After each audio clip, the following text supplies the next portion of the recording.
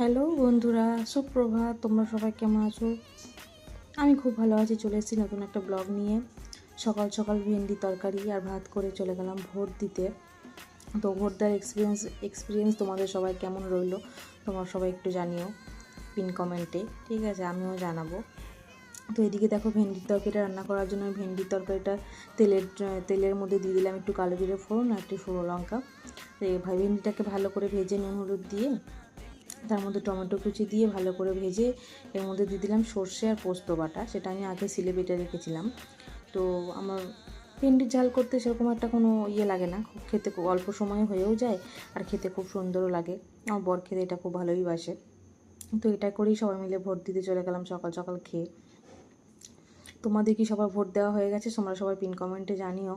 দেখা হবে একটা পরের ব্লগে। আমাদের ব্লগ যদি ভালো লাগে বন্ধুরা, সাবস্ক্রাইব করে আমাদের পাশে থেকো। আমি চেষ্টা করব নতুন নতুন ব্লগ নিয়ে এসে তোমাদের এন্টারটেনমেন্ট করার।